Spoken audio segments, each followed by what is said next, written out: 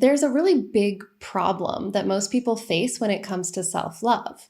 Right? We hear all the time, oh, you have to love yourself before you can really love someone else. And you really need to cultivate self-love to fix all of your problems in your career and your personal life and your relationships. But the problem is this: how am I supposed to cultivate self-love if I don't already love myself? Right? If my self-esteem has taken a hit, if my self-confidence is low, if I have a lot of doubts or shame or guilt or regrets, how the heck do I love myself when I don't love myself? And so we try to practice self-love, but it really feels like a lie. We're telling ourselves this loving story. We're trying to engage in self-care. We're doing all of the things, checking all of the boxes, but it doesn't feel really authentic. It doesn't really feel honest because deep down, I don't really love myself. I'm acting like I am. I'm telling myself I do. I'm acting as though I should, but I don't. And the problem is that the brain is too smart for that. You can't lie to yourself and get where you want to go. This is why so many people struggle with positive affirmations, right? You get your mantra and you say it to yourself over and over and over, and nothing is changing like it's supposed to. It's because your brain doesn't believe you. It knows you're lying to it. And so if I think that I'm ugly and I tell myself I'm beautiful, what happens? I say, you're beautiful. You're beautiful. I'm beautiful. Maybe I look in the mirror. I say it to myself. What happens inside my brain?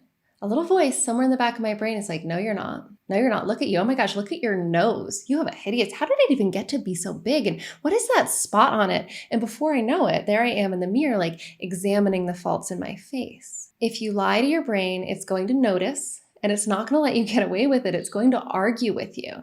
And then when the brain argues with you, what's happening? Well, you're actually thinking the very thoughts, you're solidifying the very beliefs in yourself that you don't want to believe anymore. Here I am trying to tell myself I'm beautiful. My brain is telling me that I'm not and giving me all of this evidence to support it. So it can actually be harmful instead of helpful. My attempts at self-love can actually strengthen my self-criticism, my self-judgment, even self-loathing. Okay, so if your brain is too smart to lie to it and you can't just like force feed it self-love until it believes it, what do you do instead? How do you get to this elusive place called self-love? What does it actually look like to be loving to yourself when you don't really like yourself to start with? The real key to self-love is not talking yourself up. It's not lying to your brain. The secret to it, the thing that really makes it click, is listening, learning to listen to yourself. And I don't mean just listening to your brain stories about how awful you are. You're not just going to like sit here and listen to it tell me about how bad my nose is for hours on end. But I'm going to get curious about why it's telling that story. Why is that story so important to my brain? Where are these beliefs coming from?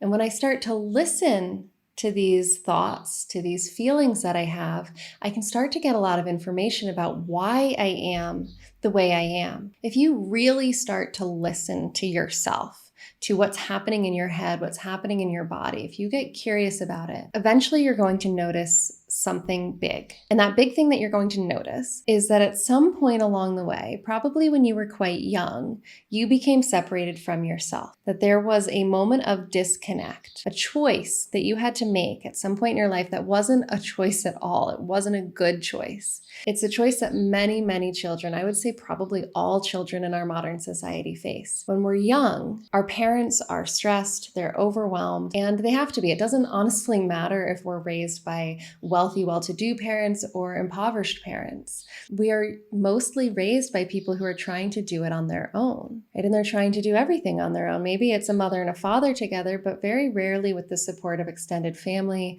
and almost never with the support of an entire community behind them. So we have one person or maybe two people working together trying to provide all of the physical, mental, and emotional needs for each other, and then they have a child and they're trying to provide it for that as well. And frankly, humans were not made to be everything for everyone. We evolved in community with more support systems than most of us have, than honestly I think anybody has in modern society. So it's natural that parents are overwhelmed in one way or another with their children and in their lives. And so a child senses that. This caregiver I have is overwhelmed. They're stressed out. So what do I do as a child? I have needs, right? I have emotional needs in addition to physical needs. But the emotional needs of that child contribute to the stress of the parent, right? The child crying, the child being upset, the child throwing a temper tantrum. And so the parent tries to manage the child's emotions. And they tell the child not to cry, not to get upset. Maybe they even get frustrated and they put the child in timeout or take away their toys. Very early on, most children learn that if they don't start to control their emotions, to suppress some of what they're feeling, that it's going to create great stress for their caregivers. So that child faces a choice: either be true to themselves, to their wants, their needs, their desires, their emotional needs, or be untrue to the self and support the parent, right? Support the parent's well-being. It's really no choice at all for a child. They have to try to support the parent as best they can, because if that parent falls apart, the child's not going to survive. And so children learn. We learn. I learned. You learn to ignore some of what you're feeling, to push it away, to set it aside, to discount that internal message that's saying, hey, I need something, to say, no, you don't. Your need is too much. It's too overwhelming. It's too stressful for these people. You need to manage it so that your mom's okay, so that your dad's okay, so that you fit in, so that you're accepted in school by your teachers, by your peer group. Right? We learn this lesson over and over and over, that there's some parts of ourselves that we have to suppress, shut down, ignore, discount in order to fit in into this world we live in. It's an experience of internal disconnect where we learn to discount some part of ourselves. Essentially, it is a betrayal of self that we had to choose at some point when we really didn't have much of a choice. And so now you tell me I should love myself and accept myself. I learned a long time ago that that wasn't okay for me to do. That if I accepted everything about me, if I allowed every emotion, every feeling, every thought, that I was not going to be okay. I wouldn't be loved. I wouldn't be accepted. I would be punished in my relationships if I really accepted and loved myself. So I've spent a lifetime perfecting the art of judging myself into the kind of conformity that makes me acceptable into the world. And then I start saying, I love myself and I'm beautiful and I can be anything I want and anyone I want. And I try to engage in all this self-care. And my brain is like, wait a minute. What happened to all of this self-criticism and self-judgment that we thought was so important all of this time? And we don't just let that go so easily, because it's a big shift to go back to what now suddenly everyone's going to accept me. I'm going to be okay. I'm going to be able to have relationships and be accepted in the world if I really let myself be who I really am. That wasn't okay then. Why is it okay now? It's not as simple as, are you good? Are you good enough? Are you worthy? There is a deeply ingrained disconnect from self, a betrayal of self that happens very early on at a young age for most of us. And then we're living with that and dealing with that in a wide variety of ways as we grow up. So if we really want to love ourselves now, we have to embrace that disconnect and understand how it happened for us, why it happened, how we responded to it. And we have to have compassion for ourselves, for our past selves who made that choice back when we were children and we didn't have the clarity, the resources, the perspectives, and the experiences that we have now. What does this actually look like on a day-to-day basis? Well, it looks like listening to yourself. When an emotion comes up, before you shut it down or discount it, can you hear it? What is that emotion? Oh, it's anger. Okay, what is anger telling me? It's telling me that I hate this person and screw them. And okay, yes, it's telling me that. And what? Keep listening. And what? I hear you. And what? I hate this person. And what? Eventually we get to the voice that says, and I deserve better. Right? I shouldn't be treated that way. Well, thank you, anger. That's a nice thing, right? At the end of the day, every emotion is telling me about what I need, about who I am, and about my inherent right to be here, because I am here, to be here in this body, on this planet, in this world. So if you really want to practice self-love, stop telling yourself bullshit stories about how amazing you are and how talented you are and how pretty you are and all of those things you want to believe about yourself.